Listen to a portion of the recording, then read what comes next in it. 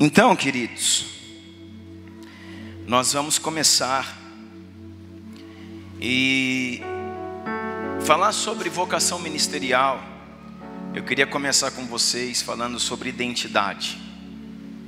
Essa aula será uma aula introdutória, né? Nós vamos trazer alguns conceitos, alguma coisa você já sabe, outra você está relembrando, outras você não sabe, mas vai ser uma aula introdutória.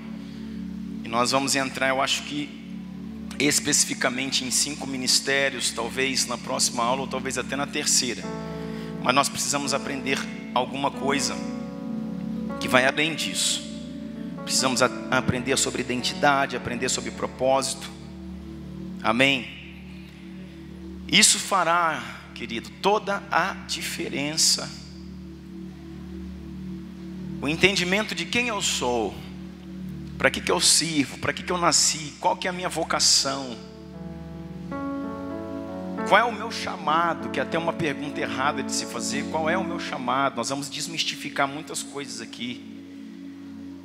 Qual é o meu chamado? Eu quero dizer para você, irmãos, que todos têm um chamado, e todos têm o mesmo chamado. Vamos partir daqui, desmistificando algumas questões como essa. Porque o que nós pensamos? Que chamado é aquilo que você tem habilidade de fazer, é o seu dom, é o seu talento, é aquilo que você desenvolve bem. Qual é o seu chamado? Eu tenho chamado para tocar, para ser um músico na casa de Deus. Alguns falam assim: eu tenho chamado para ser levita. Irmão, não diga isso.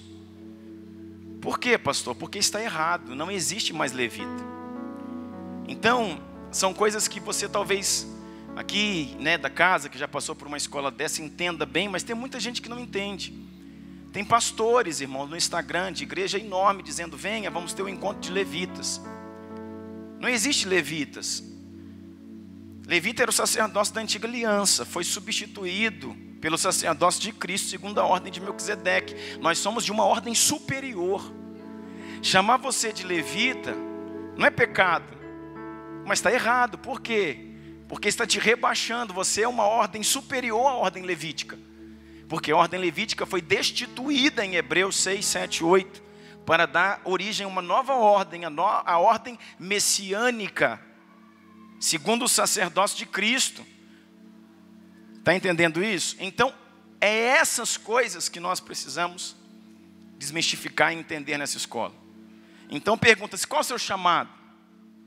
Meu chamado é ser um músico. Não diga levita. Diga, é ser um músico, é ser um adorador. Alguns respondem assim, né? Meu chamado é para intercessor, interceder. O meu chamado, irmãos, isso não é chamado. Porque nós partimos do ponto que chamado, eu tenho um chamado para dança, adoração com dança, para artes. Eu tenho um chamado para trabalhar com as crianças. Eu tenho um chamado para... Então nós associamos o chamado com a habilidade que temos de fazer alguma coisa. Está errado. Por quê? Porque todos temos um chamado. Aí o que se pensa também? Que aquele que não serve na casa de Deus não tem chamado. Aquele que não serve diretamente na casa do Senhor, não serve como um obreiro à casa de Deus, então ele não tem chamado. Eu não tenho chamado nenhum não, eu vou lá, só assisto o culto e vou para casa. Todos nós temos um chamado.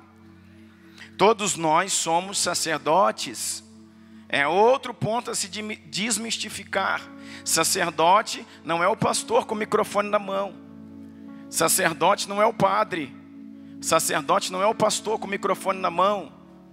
Sacerdote não é o líder da igreja. Todos nós somos sacerdotes.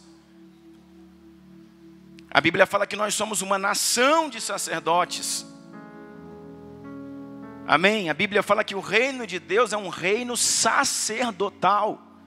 Então é um reino específico, feito por um tipo de gente específica. O reino de Deus, ele é o reino do Senhor. E feito por sacerdotes. Então, se você não é um sacerdote, você pode fazer parte de qualquer reino, menos do de Deus. Porque o reino de Deus só é composto por sacerdotes. E isso é assunto de outros temas. Se você quiser aprender sobre isso, você vai adquirir o tema Reino Sacerdotal. Vai falar umas 6, 7 aulas só sobre isso. Anote aí, Reino Sacerdotal. Amém? Então, todos nós somos sacerdotes. E todos nós temos um chamado. Chamado para dançar, para orar, para cuidar de criança, não, irmãos. Todos nós temos o mesmo chamado. E qual é esse chamado? Chamado para se posicionar no propósito de Deus, como filhos de Deus. Nós precisamos entender, irmãos, que toda igreja foi chamada a ser filho. Essa é a sua principal identidade. Antes de você ser músico, antes de você ser intercessor, antes de você ser pastor, antes de você ser evangelista, mestre, apóstolo, profeta, você foi chamado a ser filho. Foi chamado a ser filho. Aí você diz assim, pastor, isso parece óbvio, né? Parece óbvio, irmão, mas muitas pessoas não sabem. Ou algumas até sabem, mas não se veem como. Muitas pessoas não se sentem filhos de Deus. Muitas pessoas não veem Deus como pai.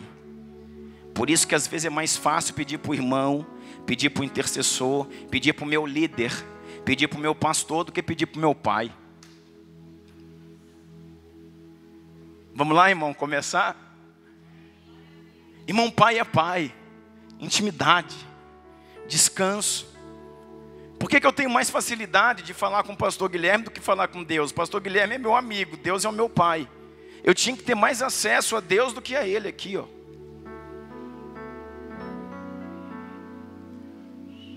Então nós vemos Deus como Senhor, vemos Deus como Criador, vemos Deus como tantas coisas que Ele realmente é, mas não conseguimos ver Deus como Pai. E por que isso acontece, pastor? Porque muitas vezes a sua imagem de pai é uma imagem distorcida. Você não sabe o que é pai. Por quê? Porque estamos num tempo de órfãos. A igreja brasileira é uma igreja de órfãos. De muitos filhos que cresceram sem pais. De pais que realmente faleceram. Ou de pais que estavam vivos, mas não exerceu paternidade. De pais mortos-vivos, ou vivos-mortos.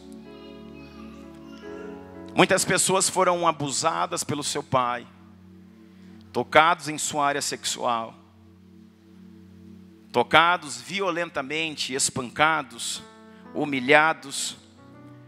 Pais que exploraram os filhos, pais que abandonaram os filhos, estavam em casa, mas quantos filhos, irmãos, cresceram sem nunca terem ouvido do pai eu amo você? Quantos filhos cresceram sem ver um pai olhar nos seus olhos e falar, você vai conseguir, porque Deus te escolheu. Eu sou o seu pai, estou aqui com você, você vai conseguir.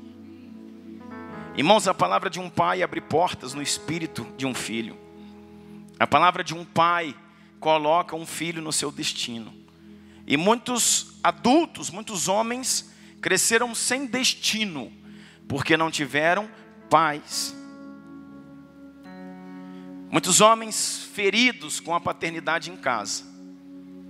Alguns saíram de casa e foram procurar na igreja uma paternidade e também se frustraram na igreja. Com tantos desvios, com tantas mentiras, com tantas usurpações, com tantas coisas, com tantos pecados. E aí, irmãos, até hoje estão frustrados. E continuam tentando, como você que está aqui nessa noite, querendo encontrar o colo do pai. Mas não sabe o que é isso. Por isso, irmãos, há deficiência, dificuldade de nós vermos o Senhor como pai. Por quê? Porque associamos a figura do nosso pai, o pai terreno, o pai biológico, que falhou na sua missão. E aí nós não conseguimos descansar em Deus, confiar em Deus, amar ao Senhor, se entregar a Ele. Você está entendendo o que eu estou dizendo? Então, irmãos, o chamado de todo homem é um chamado para ser filho. Diz a palavra que o Senhor veio para aqueles que eram seus, mas os seus não os recebeu. Os seus, os filhos verdadeiramente que o Senhor, escolheu como os seus, a herança do Senhor era Israel, era os hebreus. Então o Senhor veio para aqueles que eram seu, mas diz a Bíblia que os seus não o recebeu. E aí entra você e eu. E a palavra diz que a todos aqueles quanto receberam, foi dado o poder de ser feito filho. Irmãos, esse é o sonho de Deus. Que todo homem, ou seja, toda criatura o reconheça como filho. O reconheça como pai para que se torne filho. Para que todo homem, ou seja, todo homem não é filho, todo homem é criatura, o reconheça como pai para que se torne filho. Eu quero que você abra a sua Bíblia, vamos lá, vamos começar a estudar Romanos capítulo 8. Romanos 8, verso 15 diz assim: pois vocês não receberam um espírito que os escravize, para novamente temer. Romanos 8, verso 15. Pois vocês não receberam um espírito que os escravize, para novamente temer, mas receberam o Espírito que os adota como filhos, por meio do qual clamamos: Abba, Pai. Forte demais, irmãos. Pois nós não recebemos um espírito de escravidão, pois nós, a igreja, nós não recebemos, nós não fomos batizados num espírito de escravidão, num espírito de usurpação, num espírito de exploração, para que novamente possamos andar em temor, mas nós recebemos o Espírito com letra maiúscula, mas nós recebemos o Espírito Santo, que nos adota como filhos, que nos adota, nos insere em uma herança como filhos, por meio do qual temos o poder de clamarmos: Abba, Pai, de clamarmos: Abba, Pai, Paizinho querido, meu Pai, Abba, Pai. Por isso, irmãos, que nós estamos desmistificando muitas coisas aqui. Se Ele é verdadeiramente o seu Pai, ao Pai nós devemos honra, devemos respeito. Mas para que, irmãos, todas as vezes, eu não disse uma vez, outra vez, é válido, mas todas as vezes que vamos começar a orar: excelentíssimo, poderoso, excelentíssimo, majestoso, excelso, triunfo eterno, é o seu Pai. Que tal começar: papai querido, estou na área. Você está entendendo isso, irmão? É pecado, pastor, falar isso? Não, irmão, não estou dizendo isso. Eu estou falando para você sobre intimidade. Eu estou conversando com você sobre intimidade, desmistificando algumas coisas. Não é pecado, mas é desnecessário. E eu falei para você, em algum momento, em alguma oração específica, em algum lugar, você orou: excelentíssimo, poderoso, glorioso, triunfante, magnífico Deus. Ele é tudo isso, e mais do que isso. Mas por que nós não temos liberdade de chegar e dizer: papai, amado Pai, meu amigo, fiel, e entrar na sua presença? Porque, irmãos, temos uma sistemática religiosa para entrarmos diante do Senhor. Porque você acha, irmãos, que Deus avalia, sabe, tantas coisas a não ser o seu coração, a sua intimidade, no momento da sua real intimidade com o Senhor, na sua casa, no seu quarto? Ele é o Pai.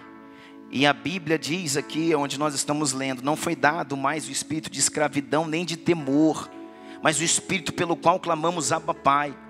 Verso 16, o próprio Espírito, qual Espírito? O Espírito Santo, testemunha no meu espírito. Então está falando de dois espíritos diferentes.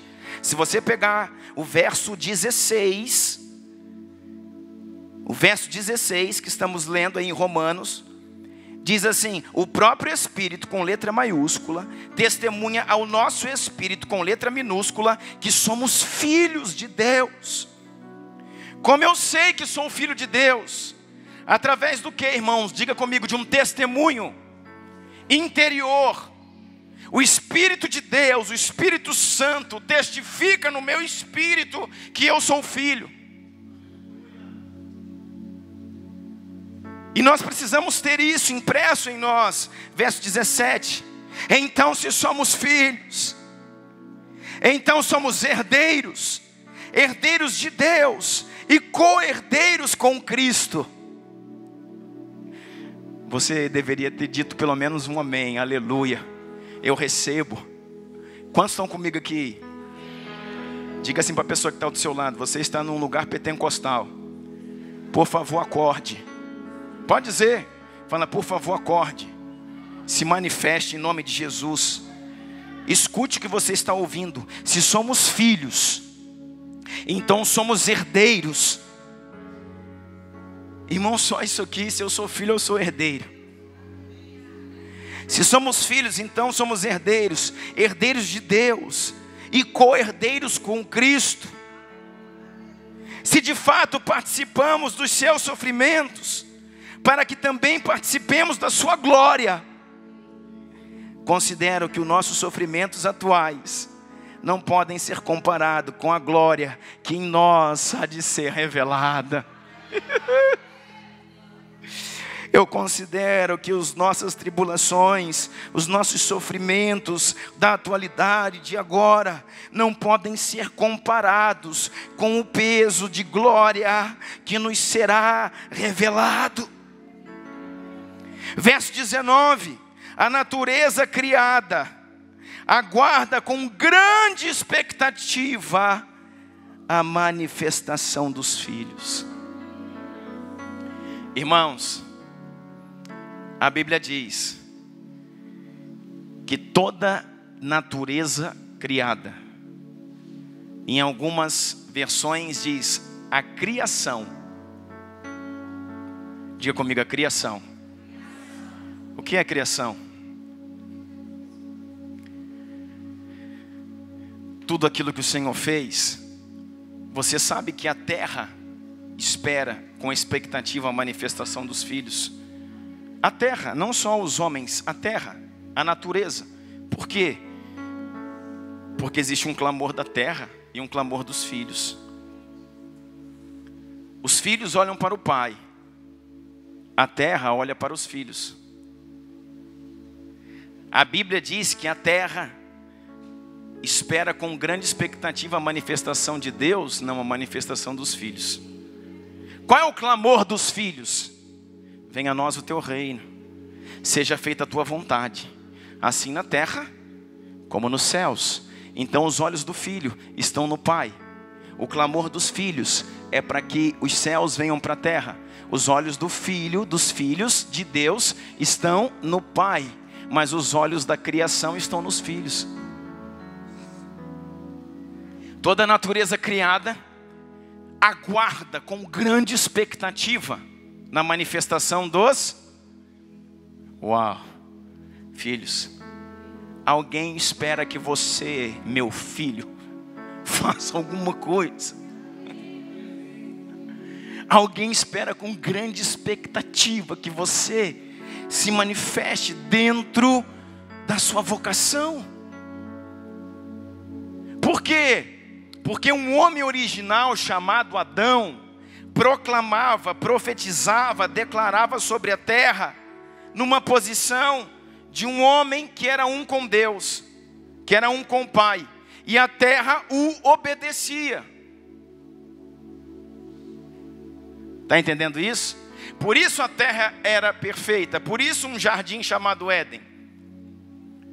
Quando o homem deixou de ser um com o Pai, ele deixou de declarar sobre a terra na posição original de um filho que era um com o pai. A terra deixou de obedecê-lo. E a terra se tornou o quê? Um caos. Começou a produzir cardos e abrolhos. Que nada mais é que o quê? A terra era o reflexo do homem que a governa.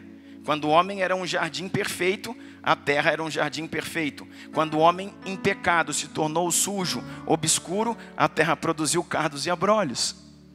Vem comigo, irmão, vem comigo. Você está numa escola profética. Então qual que é a expectativa da terra, da criação, não só dos homens? Que um homem volte ao seu chamado, que um homem volte à sua estrutura original, sendo um com Deus, declare novamente sobre a terra, para que a terra o obedeça. Por isso que Jesus podia chegar e dizer: mar, acalme-te, ventos emudeçam, e toda a natureza obedecia a sua voz. Por quê? Porque ele é o próprio Yeshua. Ele era um com o Pai era um com ele. E a terra obedece à voz de um homem que é um com Deus. Então quando Jesus dizia assim: Pedro, lance as redes, Pedro lançou. Mas Pedro disse: não tem peixe aqui. E Jesus: não tem problema, se o peixe não estiver aí, eu ordeno a eles para que eles venham. E foi lançado a rede. Não tem peixe aqui. E o Senhor falou: peixes, venham para a rede. E os peixes vieram a ponto de quase levar a embarcação a pique. Pedro, pega a tua vara, vai ao mar, vai pescar. Abrindo a boca de um peixe, encontrará as dracmas. Paga o imposto por mim e depois por ti. Cristo, mestre, rabi, não há moeda em boca de peixe. Eu pesco a vida inteira, sou pescador a vida inteira e nunca vi um peixe bancário. Eu nunca vi um peixe com dinheiro na boca. Você nunca viu porque eu não mandei ainda. Vai pescar. E na hora que o Pedro jogou o anzol, o Senhor falou: de algum barco, de algum navio, de algum cais, cai uma moeda na água. E caiu. E falou, ordenou ao peixe: coma a moeda. E ele comeu. E o Senhor falou: vá ao anzol de Pedro agora. E ele foi.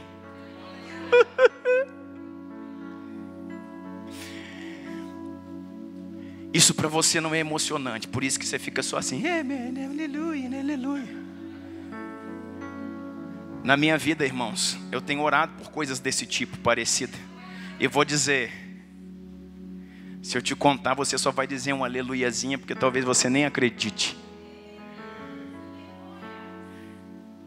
Você nem acredite. Mas eu vou dizer o quê? Que um homem, ele obedece. A terra obedece ao homem que é um com Deus. Então esse é o chamado do homem. É a estrutura do homem. O que nós lemos aí em Romanos 8,17? Se somos filhos, então somos herdeiros. Herdeiros de Deus, co-herdeiros com Cristo. E se de fato participamos dos seus sofrimentos, para que também participemos da sua glória. Detalhe, Romanos 8,17, está aí? Está comigo?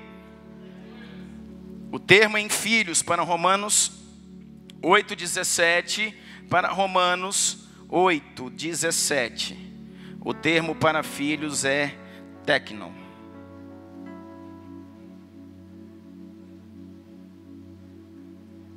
Teknon.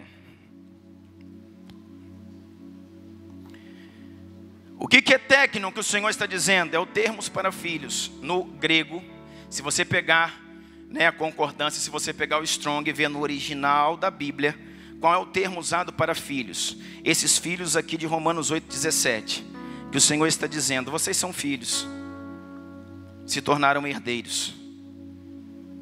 É o termo teknon. Só que eu quero dizer para você uma coisa: o teknon, ele já é herdeiro. Diga comigo: teknon já é herdeiro. Só que diga assim comigo: se o herdeiro for menino, for criança, diga: de nada ele difere de um escravo. E agora se abre Gálatas 4, verso 1. Diz assim a palavra: digo, porém, que enquanto o herdeiro é menino, que enquanto o herdeiro é menor de idade, em nada ele difere de um escravo, ainda que seja senhor de todas as coisas. No entanto, ele está sujeito a guardiãos e administradores até o tempo determinado por seu pai. Se um herdeiro ele é menor de idade, ele é um menino, ele pode ser senhor de tudo, mas ele não difere de um escravo. Se você tem um pai bilionário, seu pai morreu e deixou para você a fortuna de bilhões, você é o herdeiro legítimo do trono. Você é o herdeiro legítimo da fortuna que o seu pai deixou. Porém, você é um menino, você é menor de idade, você só tem 10 anos. Você não pode assumir essa fortuna. Então será colocado para você um tutor. Será colocado alguém que responde por você. Então você é o herdeiro, mas não difere de um escravo. Porque você tem, mas não pode usufruir diretamente. Porque não está na sua decisão fazer ou não. Por quê? Porque você não tem juízo. Porque você não tem maturidade. Porque você não cresceu. Então, irmãos, Teknon fala de um filho. Menino. Teknon fala de um filho menino. Só que olha o que a palavra diz em Romanos 8, verso 13, diz assim: pois se vocês viverem de acordo com a carne, morrerão. Mas se pelo Espírito fizerem morrer os atos do corpo, viverão. Porque todos os que são guiados pelo Espírito de Deus são, diga, filhos de Deus. Porque todos os que são guiados pelo Espírito de Deus são filhos de Deus. E esse filho aqui já não é mais o Teknon, é o Ruios. O que quer dizer Ruios? Ruios são os filhos que são guiados pelo Espírito de Deus. São os filhos que já cresceram.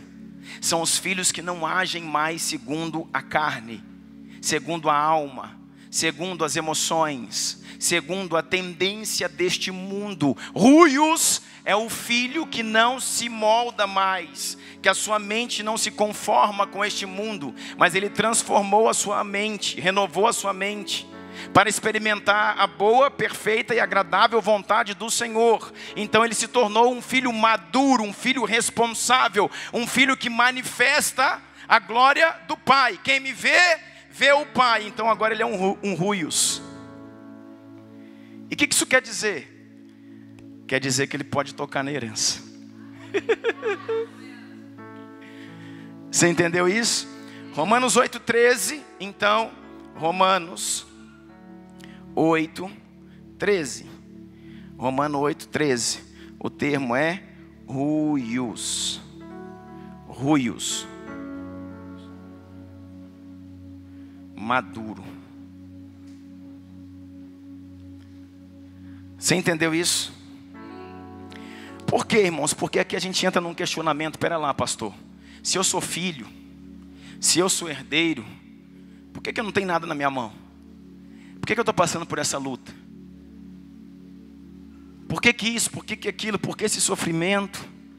Por que essa escassez financeira?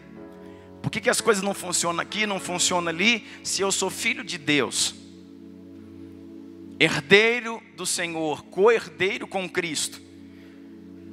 Eu sou filho, recebi o Espírito de adoção, pelo qual eu clamo, Abba, Pai. Mas por quê? O que acontece? Você, irmãos, pode ser um filho técnico, um filho que ainda não é maduro, um filho que ainda é menino, e por ser menino de nada difere de um escravo, ainda sendo herdeiro do Rei dos Reis e do Senhor dos Senhores. Mas quando eu avanço no processo, na vida processual de maturidade e propósito, eu vou me tornando um ruios. E quando eu entro no lugar de ruios, eu posso dizer: quem vê a mim, vê ao Pai. São filhos que manifestam a glória de Deus. É pelos ruios, irmãos, que a natureza criada clama, pela expectativa da manifestação desses filhos aqui, de filhos maduros. Você está entendendo isso? Irmãos, esse é o chamado. Qual que é o chamado de Deus? Qual é o seu chamado? Lorival Neto: é o mesmo do seu. Uai, como assim? Eu fui chamado para ser filho, alinhado no propósito, igualzinho você. Eu fui chamado para sair da condição de tecnon e entrar na condição de ruios. A igreja, irmãos, está cheio de tecnon, está cheio de gente, cheio de filhos que aceitaram a Jesus como Senhor e Salvador, e por isso já são filhos. Tecnon é o termo para filhos. Não são mais criatura, Rafael, são filhos. Tecnon são filhos. É um filho Heitor, é uma filha Helena, 6 e 2 anos. Não podem herdar a herança, precisam de um tutor sobre eles. Não tem disponível para eles aquilo que querem. Por quê? Porque precisam crescer. Então, o que eu preciso fazer para herdar a minha verdadeira identidade, para me mover na terra? Vamos falar de coisas práticas. Para me mover na terra, em Araguari, em Uberlândia, no Triângulo Mineiro, para me mover como um filho de Deus, o que eu preciso então? Fazer uma campanha. É isso, irmão, que você precisa? O que você precisa é pedir a Deus, fazer uma campanha pedindo a Deus o que já é seu. A Bíblia diz que você não vai se tornar, você já é filho. Se você já é filho, você já é herdeiro. Mas por que eu não posso tocar naquilo que Deus me deixou? Porque eu sou menino. E o que o menino tem que fazer? Pedir? Não, diga, ele tem que crescer. Ele tem que amadurecer. E quando ele cresce, ele se torna ruios.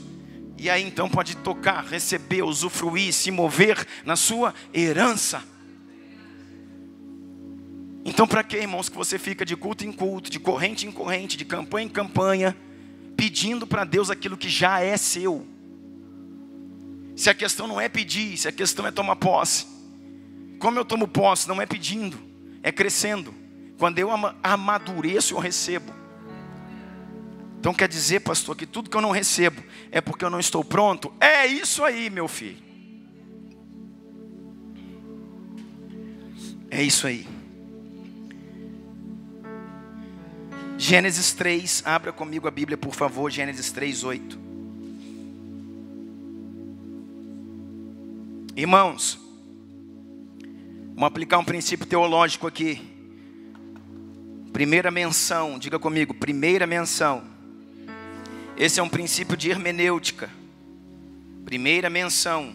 O que diz o princípio de primeira menção na hermenêutica? O princípio da primeira menção é o princípio pelo qual a interpretação de qualquer versículo na Bíblia é ajudada por uma consideração da primeira vez em que o assunto em questão apareceu nas Escrituras. Pegou? O que é a primeira menção? O princípio da primeira menção, então, vai fazer o quê? Vai nos ajudar a interpretar qualquer tipo de assunto, tomando em consideração a primeira vez que o assunto apareceu nas Escrituras. Então, a primeira menção diz que tudo aquilo que apareceu a primeira vez na Escritura, aquilo ali está apontando para muita coisa. Amém? Em geral, a primeira vez em que algo é mencionado nas Escrituras, traz consigo um significado que é consistente em toda a Bíblia. Pois bem, Gênesis 3:8. Adão pecou, se escondeu, o Senhor veio na viração do dia. E Gênesis capítulo 3, verso 8 diz: ouvindo o homem e sua mulher os passos do Senhor Deus, que andava pelo jardim, quando soprava a brisa do dia, esconderam-se da presença do Senhor Deus entre as árvores do jardim. Verso 9: mas o Senhor Deus chamou o homem. Diga, mas o Senhor Deus chamou o homem. E essa é a primeira vez nas Escrituras que aparece o verbo chamar. E o Senhor Deus chamou o homem e perguntou: onde está você? Ele respondeu: ouvi os teus passos no jardim e fiquei com medo, porque estava nu, por isso me escondi. O que é isso? Fala comigo. Deus chamou Adão. E o que é isso? O chamado. O que é chamado? Qual é o seu chamado, Luiz? Qual é o seu chamado? Deus chamou Adão quando Adão fugia da sua presença. Sabe por que Deus tem um chamado para o homem? Porque todo homem tem que ser chamado a se tornar filho e depois a se desenvolver como filho. Esse é um ponto muito importante. E talvez você não captou isso ainda nessa noite. O chamado não é só para ser filho. Por quê, pastor? Porque nem todos são filhos. Quando se diz todo mundo, todo homem é filho de Deus, é mentira. A Bíblia diz que todos são criaturas, criados à imagem e semelhança. Mas aqueles que o receberam como Senhor e Salvador tiveram o poder de ser feitos filhos de Deus. Então o chamado de todo homem é reconhecer Deus como Pai, para se tornar seu filho. Primeiro ponto, Romanos 8:17, tecnon. Segundo ponto, se desenvolver ou desenvolver-se na condição de um filho, para se tornar a sua verdadeira imagem e semelhança, cumprindo o propósito eterno. Então, se perguntássemos aqui, quantos ruios temos aqui? Não levante a mão, irmão, por favor.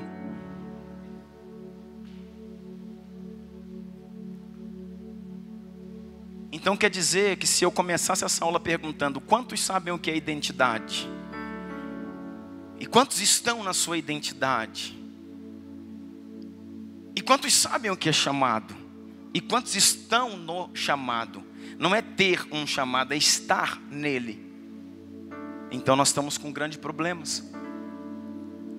Porque precisamos desenvolver-se como filhos a ponto de, passando do ponto 1, chegarmos no ponto 2.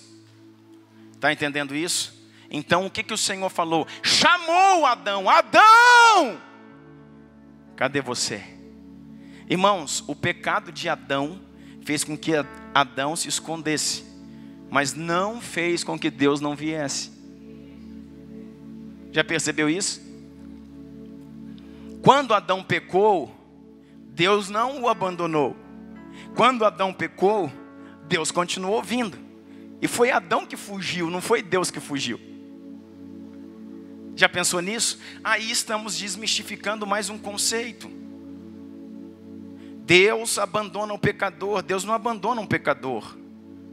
É o pecador que abandona Deus. Deus não te abandona por causa do seu pecado. É o seu pecado que faz um muro. A Bíblia diz que o separa de Deus. A Bíblia fala em Isaías que os nossos pecados fazem um muro, uma separação, algo que nos separa do Senhor. Então, através do pecado, Deus não me deixa, sou eu que deixo Ele. Então, se fui eu que deixei a Deus, quem é que tem que fazer o caminho de volta para retomar uma aliança? É Deus ou sou eu? Então, porque em pecado você fica dizendo, vem Deus, e Deus vai dizer, eu nunca fui, eu sempre estive aqui.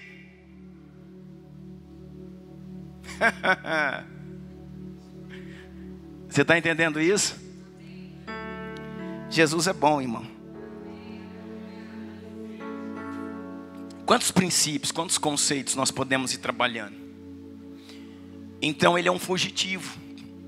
Diga comigo, Adão é um fugitivo. Quantos fugitivos nós temos aqui nessa noite? Aqueles que estão fugindo do seu chamamento ou do seu chamado. E o Senhor está te chamando, vem para cá, meu filho. Volta para cá, mais isso, mais aquilo, mais o pecado. Eu pequei e eu tive medo, volta para cá. Vamos recomeçar de novo. Está entendendo isso? Por quê, irmãos? Porque esse é o seu chamamento. Então qual que é o meu chamado? Estar nele. Estar nele. Olha o que diz a Bíblia. Abre aí.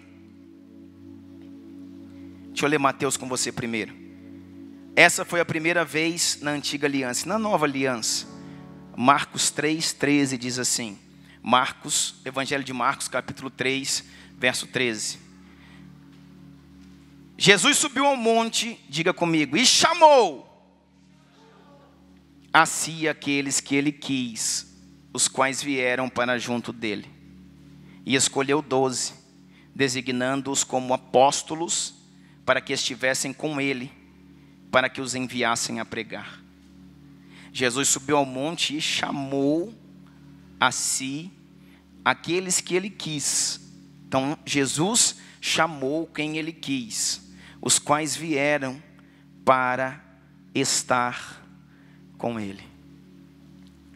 O que é o chamado? Estar com ele.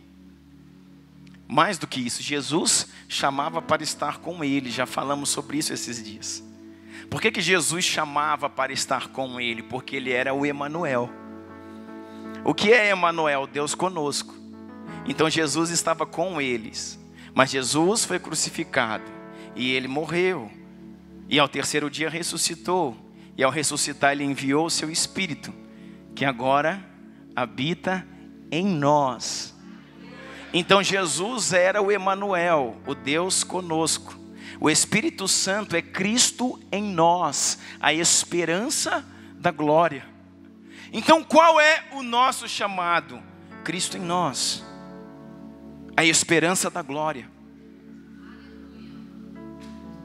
O chamado de todo homem a se posicionar no propósito como um filho ruios, estabelecendo a vontade do Senhor na terra. Olha o que diz Gênesis, vamos lá, vamos estudar. Gênesis.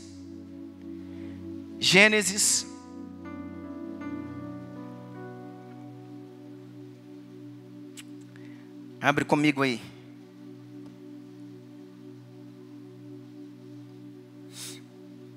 Gênesis 27. Gênesis 27, verso 15. Rebeca pegou as melhores roupas de Esaú. Gênesis 27, 15. O que está acontecendo aqui? Rebeca quer colocar Jacó, seu filho mais novo, mais jovem, no lugar de Esaú, o primogênito. Para quê? Para enganar o pai e receber a bênção, a porção da primogenitura. Gênesis 27, verso 15 diz: Rebeca pegou as melhores roupas de Esaú, seu filho mais velho, roupas que tinham em casa, e colocou-as em Jacó, seu filho mais novo. Depois cobriu-lhe as mãos e a parte lisa do pescoço com peles de cabrito, para ele parecer peludo. E por fim, entregou a Jacó a refeição saborosa e o pão que tinha feito. Ele se dirigiu ao pai e disse: meu pai. Respondeu ele: sim, meu filho. Quem é você? Ele foi ao pai. Quem era o pai? Isaque. O que Jacó diz? Meu pai. O pai diz: pois não, meu filho. Quem é você? Jacó disse ao seu pai: sou Esaú, seu filho mais velho. Epa.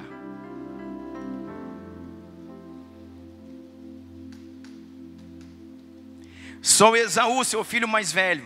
Fiz como o Senhor me disse. Agora senta-se e coma do que cacei, para que me abençoe. Isaque perguntou ao filho: como encontrou uma caça tão depressa, meu filho? E ele respondeu: o Senhor, o seu Deus, a colocou no meu caminho. Eita, mentira lascada. Então Isaque disse a Jacó: chegue mais perto, para que eu possa apalpá-lo e saber se você é realmente meu filho Esaú. Jacó aproximou-se do pai Isaque, que apalpou e disse: a voz é de Jacó, mas o braço parece que são de Esaú. Não o reconheceu, pois seus braços estavam peludos como os de Esaú, seu irmão. E Jacó o abençoou. Isaque perguntou-lhe outra vez: você é mesmo meu filho Esaú? E ele respondeu: sou. Que catástrofe, irmão. Que tragédia. Deixa eu te perguntar uma coisa. Me dê sua atenção de presente, irmão. Se conecte. O que era Adão quando Jesus o chamou? Fugitivo. O que Adão estava fazendo? Fugindo. O que Deus falou? Adão, Adão, fugitivo. Quantos homens, irmãos, correm do chamado? Quantos homens correm do lugar onde Deus os quer? Deus vai falar com você agora, de uma forma não técnica como uma aula, mas no seu espírito. Quantos homens fogem do chamado? Da posição que Deus verdadeiramente os quer. Adão, fugitivo, vem para cá. O que era Jacó? Diga comigo: fugitivo. O que sou eu e você fora do chamado, irmãos? Fugitivo. Você já viu que Jacó, enganando o pai, ele foi abençoado. E a coisa mais importante que um filho podia ter naquele tempo era a bênção da primogenitura. Hein, Alexandre? Alexandre é teólogo, sabe? A bênção da primogenitura. A bênção da primogenitura que podia repousar sobre um filho primogênito. E ele recebeu a bênção da primogenitura. Então ele teve que fugir, porque o irmão queria matá-lo. Ele vai lá para a casa de Labão, para a casa do seu tio. E ali ele tem, presta atenção, ele tem a bênção.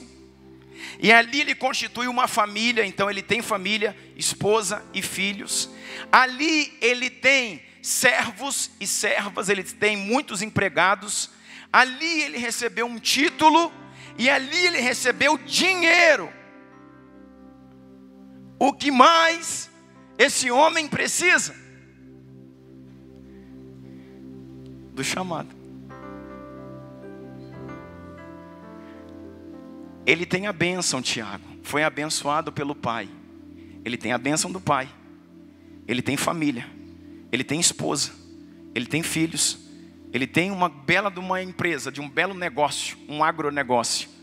Muitos servos e servas, muitos funcionários e muito dinheiro. Mas ele é vazio. Mas ele é vazio. Por quê? Porque está fora do chamamento. Porque recebeu a bênção. Ele foi abençoado, mas na identidade de outra pessoa. Em outra identidade. Então ele está trabalhando para Deus na cabeça dele. Ele está trabalhando para Deus. Você vê todo o contexto de Jacó com os filhos. Ele prega para os filhos. Ele leva os filhos a Betel. Ele trabalha com a esposa. Ele trabalha com os filhos. Ele trabalha para levantar um altar dentro da sua família. e ele luta para edificar sua família. Então ele está se movimentando no reino, como eu, como muitos de vocês. Trabalha, canta, louva, cuida de criança, limpa a igreja, trabalha como diácono, trabalha como líder infantil, trabalha no ministério de louvor, trabalha e é vazio. E é vazio, porque não é o serviço que você dá para Deus que te faz um com Ele. Então Jacó se movimentava no Senhor, entre aspas, mas era vazio, porque foi abençoado numa identidade que não é a dele. Quantos estão fazendo algo que não foram chamados para fazer? Ou seja, estão trabalhando fora do chamamento, fora da identidade. Por quê? Porque no momento de entrar no propósito foi perguntado para ele: quem é você? E ele falou: sou Esaú, é fugitivo. Então ele estava trabalhando lá na casa do seu tio, do Labão. Só que ele não era um homem de propósito, ele era um fugitivo. O que Jacó era? Com todas as bênçãos que ele pensava que tinha, um fugitivo do irmão. O irmão queria matá-lo. Então o que ele é? Um fugitivo. Todo homem que se movimenta fora do chamado é fugitivo. Quantos fugitivos temos aqui? Eu vou te mostrar uma coisa, irmãos. É muito importante entendermos vocação, porque muita gente aqui veio para cá, não é aprender sobre 5 ministérios. Muita gente veio para cá falar: para que eu presto? Para que eu sirvo? Para que Deus me chamou? Irmãos, muitos querem trabalhar, ou seja, se movimentar na vocação, que é a habilidade que se tem de alguma coisa, habilidade de ensinar, habilidade de pregar, habilidade de cuidar de criança, habilidade de cantar. Isso não é chamamento ou chamado, isso é vocação. E muitos querem se mover na vocação, mas ainda se movendo na vocação, estão mortos em si mesmo. Por quê? Porque exercem vocação fora do chamado. Mas como que eu entro nesse chamado então? Eu vou te falar algo que eu nunca falei antes. Isso aqui é para esse modo. É para esse modo. São revelações das últimas horas. Irmãos, quando esse Jacó resolve sair e cruzar o val de Jaboque, em Gênesis 32, a Bíblia diz que então ele fez passar a esposa, e fez passar os filhos, e fez passar os animais, e fez passar os rebanhos, e fez passar os servos, as servas, e agora ele ficou só com Deus. E aí ele vai para o val de Jaboque, e ali ele encontra um ser bizarro.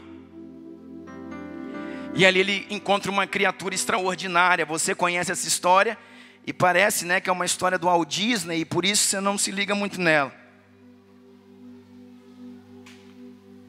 Ele falou: é o anjo do Senhor, e agora eu pego ele, nem que seja na força. E diz a palavra de Deus, irmãos, que ele agarrou no anjo e se encrencou com o anjo e lutou com o anjo durante toda uma noite. E o que ele dizia? Olha para mim, olha para mim. O que ele dizia? Eu não te largo enquanto não me abençoares. Que raio de bênção que ele quer, irmão?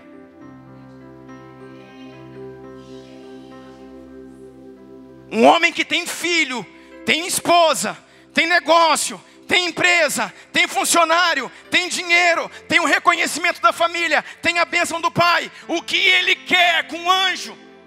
Com tamanha fome, com tamanha luta, com tamanha gana: eu não te largo enquanto não me abençoares.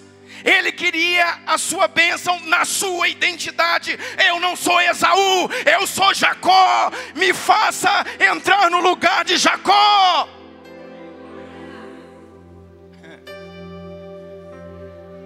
Quantos homens, irmãos, querem ser outro homem? Quer ser o pregador do Facebook, quer ser o pregador do YouTube, Quer ser o fulano, o beltrano? Deus te chamou você para ser você. Bill Johnson fala no livro dele de identidade e propósito. Sabe o que ele diz? Bill Johnson é um pastor da Bethel Church, que diz, sabe o que?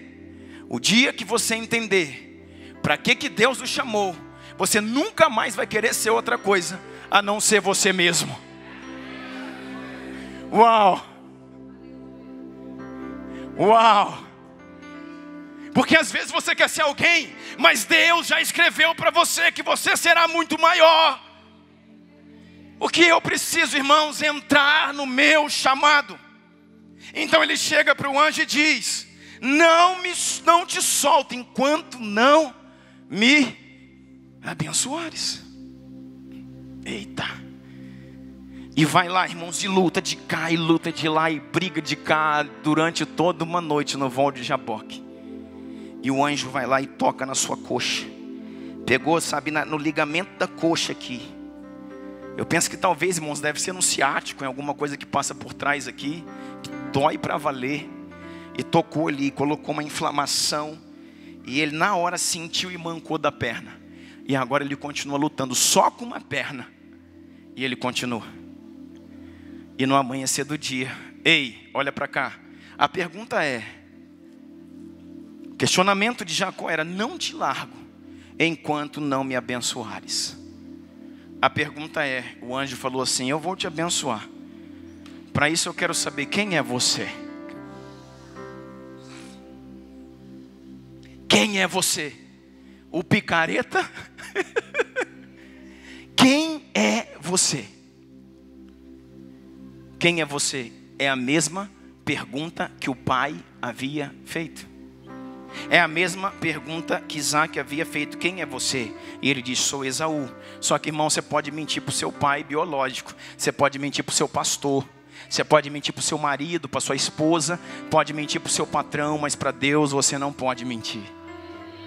Quando Deus olhou nos olhos dele e perguntou: quem é você? Ele falou: eu sou Jacó. E o anjo falou assim: não te chamarás mais Jacó, porque como um príncipe,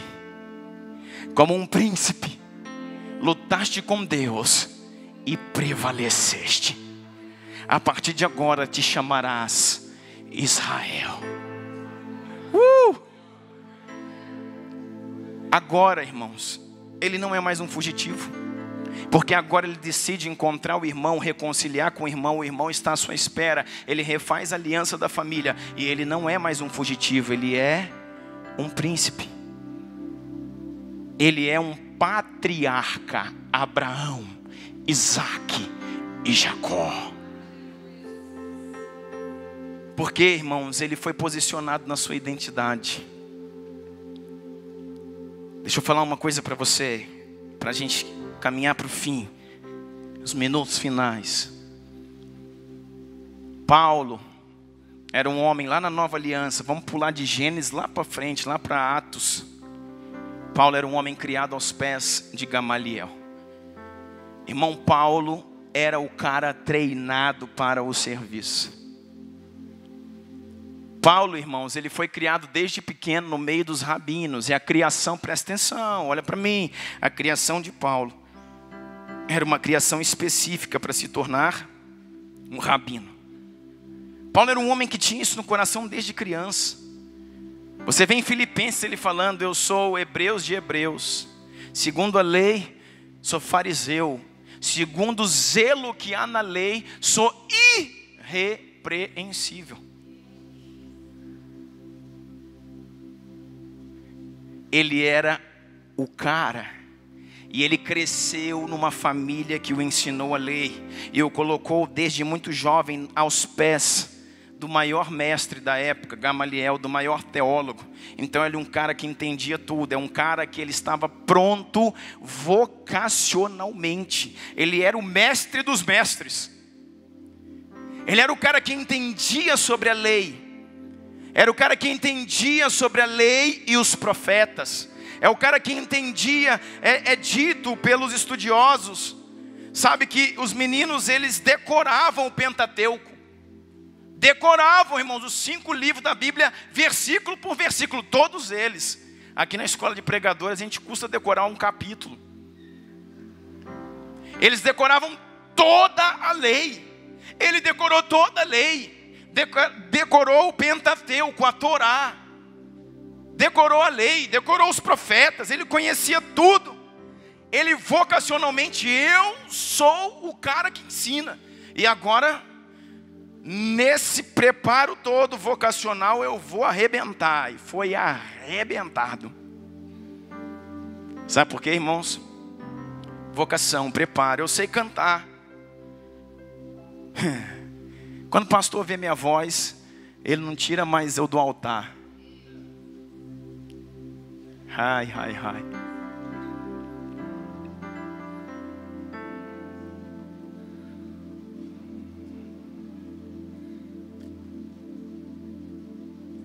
Quando o pastor veio eu pregar, eu dei uma aula ali, o povo nem vai querer mais pastor, é só eu agora. Porque o trem, nossa, é violento demais. Deixa eu falar uma coisa para você, irmão. Nós podemos ser muito bons naquilo que fazemos. Um baita de um instrumentista. Um baita de uma voz. Baita de um talento, de uma vocação, de uma habilidade para ensinar.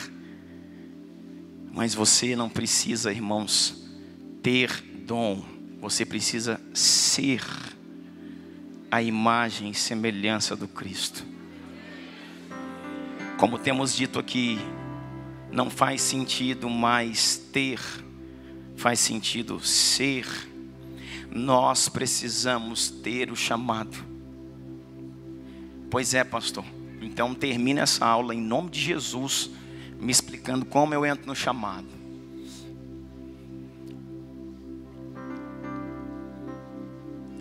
E ele começou a fazer, o Paulo começou a fazer, a ensinar, e foi uma tragédia. E o Paulo começou a ensinar o que ele sabia. Tinha alguém melhor para ensinar que o Paulo? O cara foi criado aos pés de Gamaliel. Dupla cidadania, rapaz. Se assentava na mesa de reis, era assim com Agripa, unha e carne. E foi começar a pregar e só criava confusão. E todo mundo falava, tira esse cara daqui porque esse bicho é um cão chupando manga. Jogaram ele lá num deserto, lá no fim do mundo. Lá na Arábia, lá e falou, deixa esse excomungado aí, porque esse aí só dá trabalho. E se não fosse o Barnabé passar na vida dele, estava lá até hoje. E o Barnabé falou, deixa ele comigo, eu sou bom de lapidar as pedras brutas. Mas ele precisava, irmãos, de vocação? Não. Ele era vocacionado, ele era preparado. Tem gente, irmão, que para subir no altar não precisa nada, ajustar em nada a sua voz é a melhor que tem. Tem gente que não precisa aprender a tocar mais nada, você precisa dar aula para quem está aqui, porque você já toca mais que todo mundo. Mas então porque eu não estou lá em cima? Porque a questão não é dominar o instrumento, é dominar a sua vida.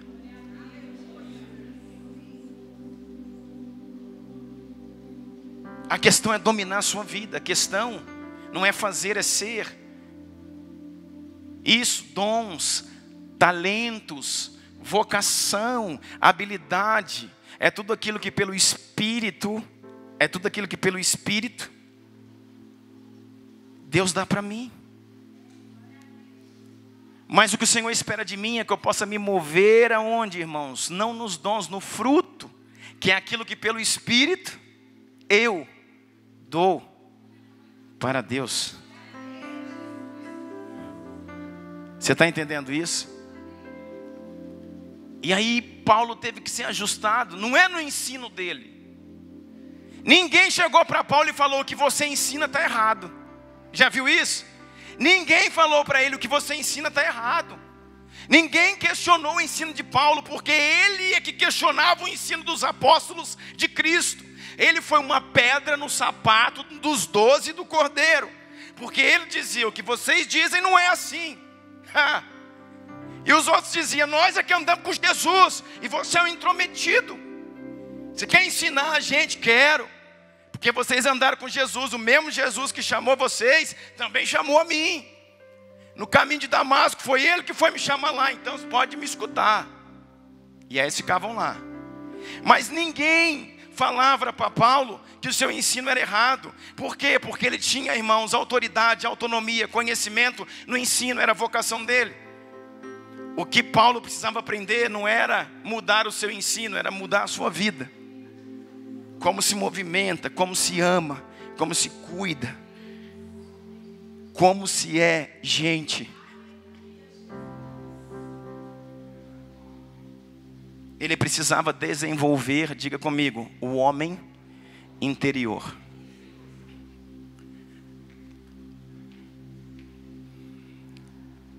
E como é que eu faço então, pastor?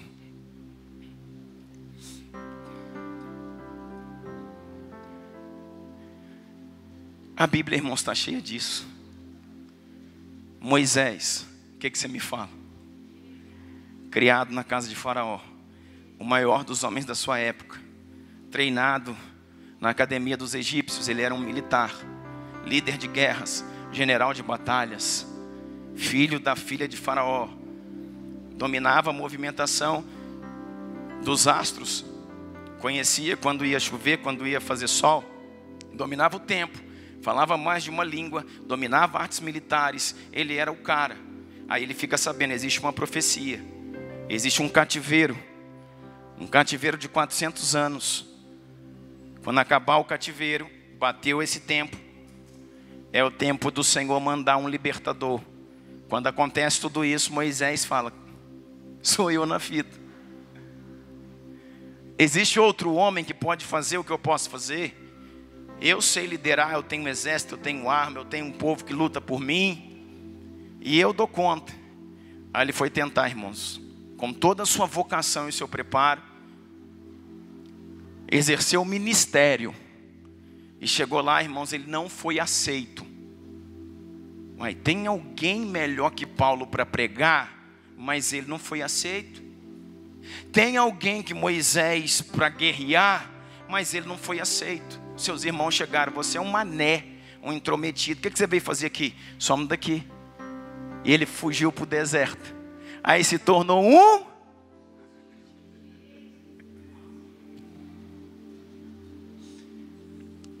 fugitivo.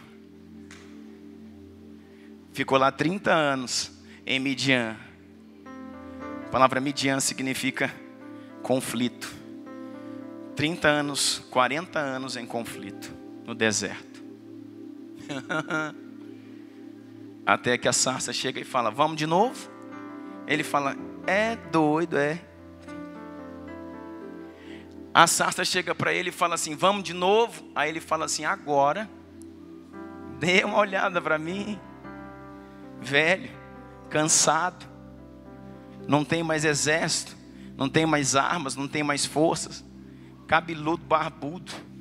Você sabe que os egípcios eram carecas, né? Os egípcios pintavam o olho igual a mulher, assim, ó. Aquela pintura assim em volta dos olhos, eram cabeça raspada, limpinho.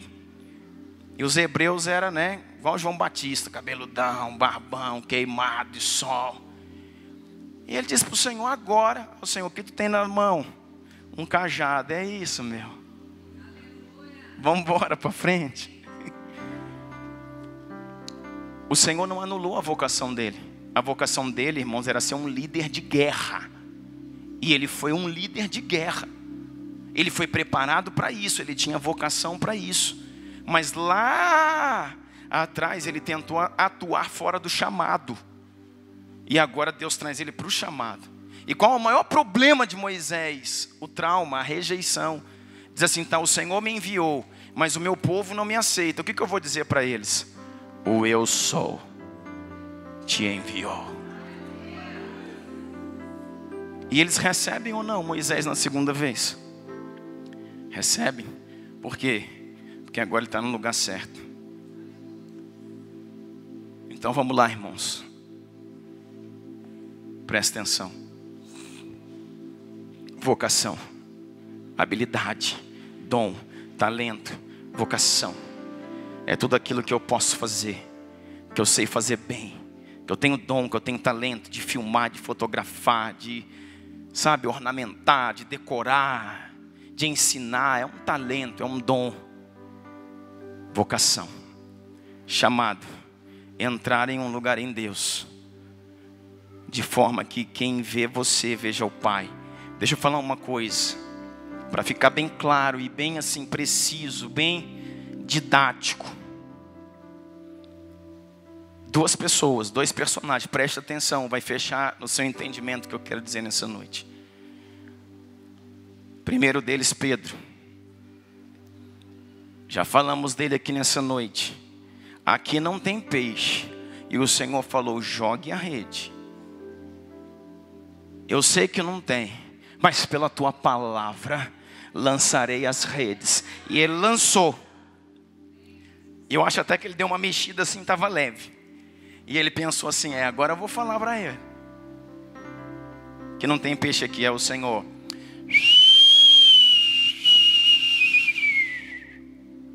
Venham os peixes. Quando tudo isso aconteceu, Pedro já estava assim, alucinado. Pedro estava em crise total.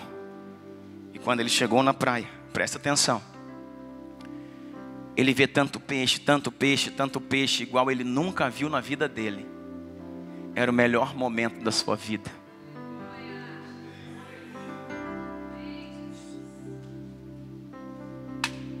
É agora, irmão, Deus vai pegar você.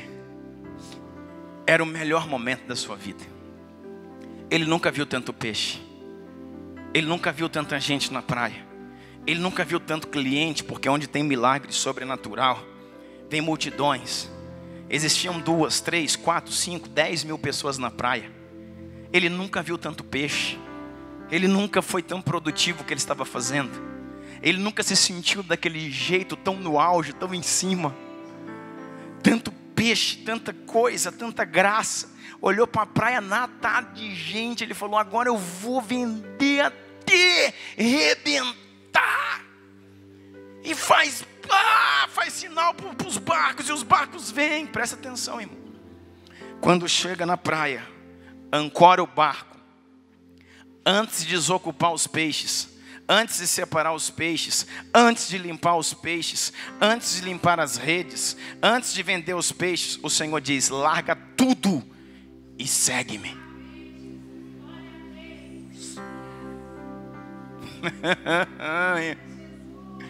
Está preparado? Sabe o que é isso, irmãos? Dentro do seu espírito, Romanos 8, 15, 16, 17, que lemos aqui. Dentro do seu espírito, um testemunho interior disse, vá, é a sua vida. Sabe o que é o chamado, irmãos? Uma voz que apaga todas as outras vozes. Sabe o que é chamado, irmãos? Uma voz que quando penetra as tuas entranhas, tem o poder de apagar todas as outras vozes. Quando eu sei, pastor, que eu estou no chamado, não é quando eu canto, quando eu danço, quando eu prego, quando eu ensino. É quando a única voz para mim, é quando a voz superior, a voz audível, a voz diretiva é a voz do Senhor. Isso te parece óbvio, mas não é. Quantos de nós, a maioria de nós, estamos na igreja aqui divididos? Porque eu tenho meu barco com muito peixe, então eu não posso servi-lo sem deixar o barco. Eu estou aqui, mas estou ali. Eu tenho que fazer, mas estou aqui. Deus me fala isso, mas as águas estão pelo artelho e eu ainda luto com tudo isso. O que é o chamado? O chamado é quando a voz que disse, Adão! E ele ouviu e o Senhor falou, volte para mim! E trouxe ele de volta. É quando essa voz disse para mim, Douglas, chegou a sua hora, larga tudo e vem.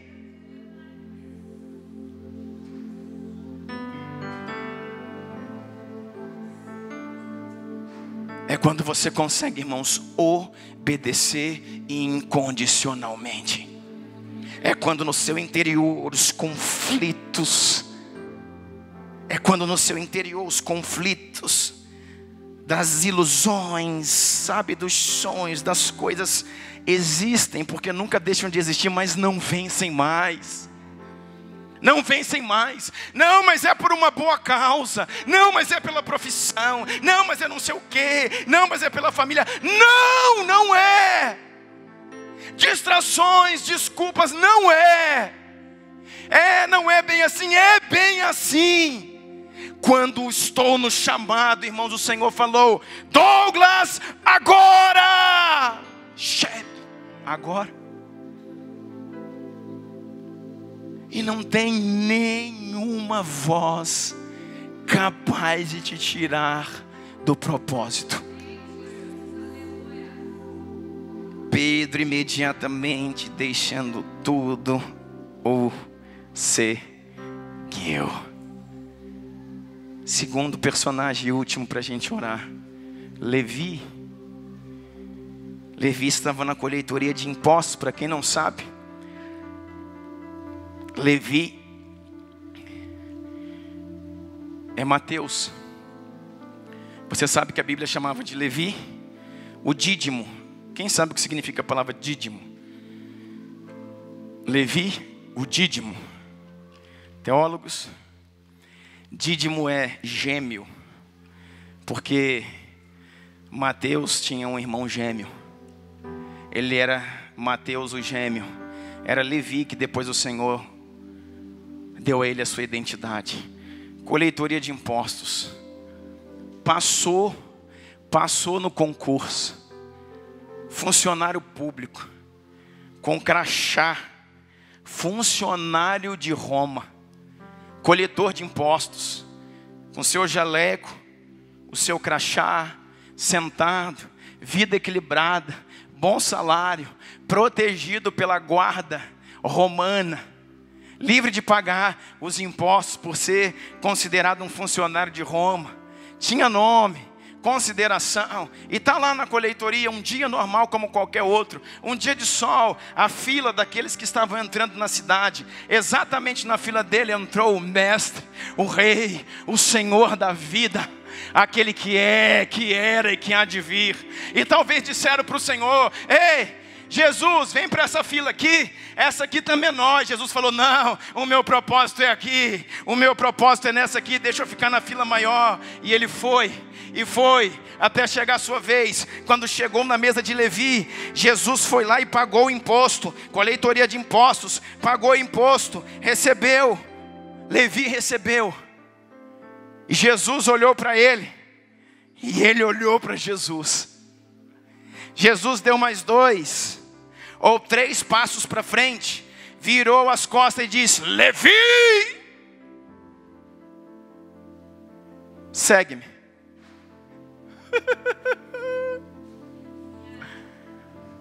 Como é, pastor? Simples assim, sem promessas, segue-me. O Levi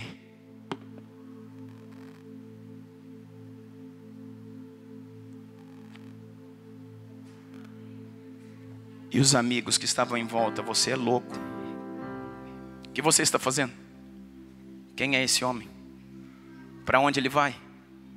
Quem são esses malucos que anda com ele? Parece um bando de pé rapado. Onde você vai?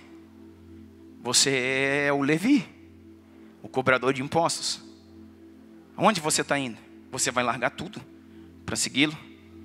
E Levi está ali, tremendo, as lágrimas descendo, o seu espírito constrangido, e diz assim para eles: durante toda a minha vida, eu esperei uma voz que apagasse em mim todas as outras vozes. Durante toda a minha vida, eu sou um hebreu. Eu fui criado entendendo que o Messias pisaria nessa terra. Durante toda a minha vida, meus pais me ensinaram que um dia ele viria. que a voz dele seria capaz de apagar todas as outras vozes. Quando esse homem me chamou, a sua voz, o seu olhar, não tenho dúvida, é Ele.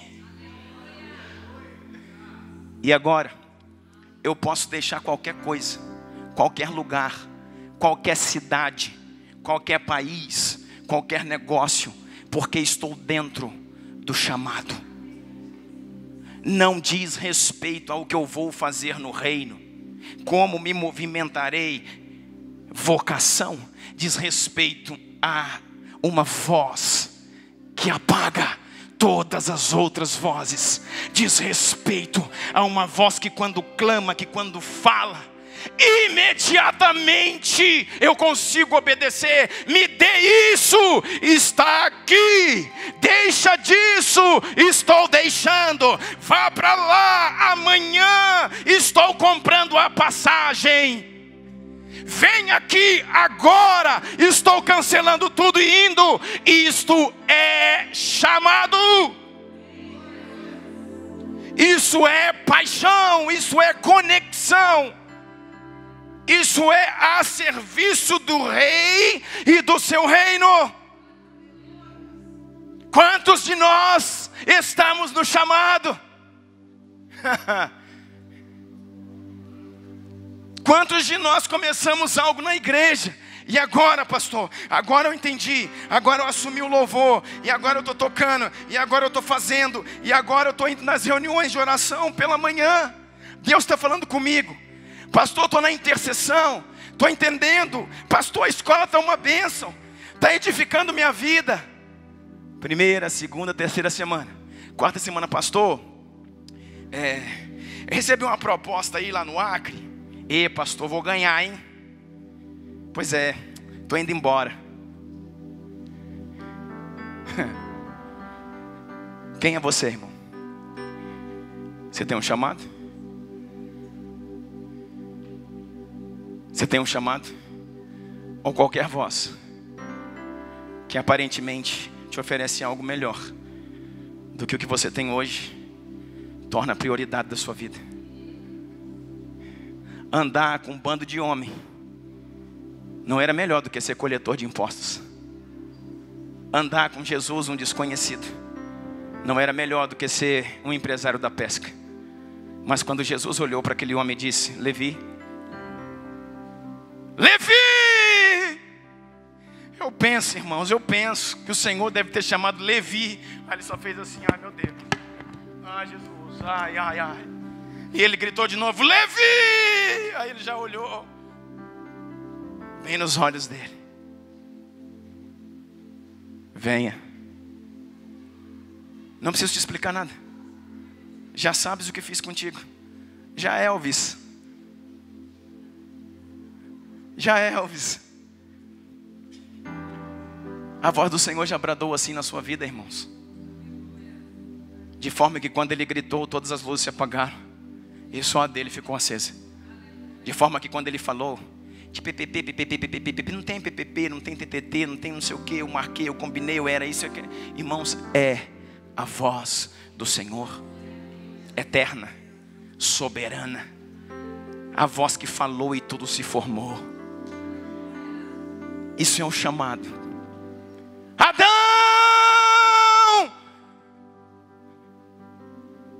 Volte para mim. A pergunta para Adão não foi: o que você fez? A pergunta para Adão foi: onde você está? Onde você se enfiou? Fugitivo. Jesus pergunta para você hoje: fugitivo? Por onde você está andando? O que você anda fazendo?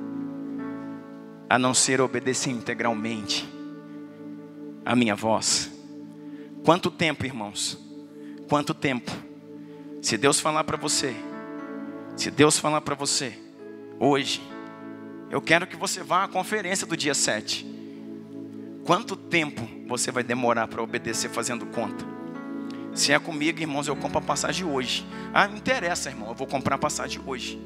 Por quê? Porque eu tenho um chamado. E se Deus falar: filho, amanhã, lá na Angola, Moçambique, que tal? Se foi Deus que falou, irmãos, Você pode ter certeza, querida, amanhã eu estarei lá. Quantas vezes, irmãos, com coisas planejadas, programadas, com tantas coisas, eu falei: todos, vocês precisam me perdoar. O Senhor falou comigo agora. Eu tenho uma missão. Irmãos, eu posso ver a cara feia de muita gente, até da minha família, mas eu não vou ver as lágrimas do Cristo. Sabe por quê, irmãos? Porque a alegria do Senhor é a minha força. Ainda que eu fique triste, minha família, meus amigos se entristeçam comigo, se Ele estiver feliz, eu estarei forte. Isso é chamado. É entrar em um lugar onde o Pai fala e você se torna um com Ele.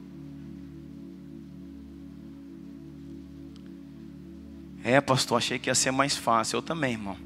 Só que não é. Fique de pé comigo.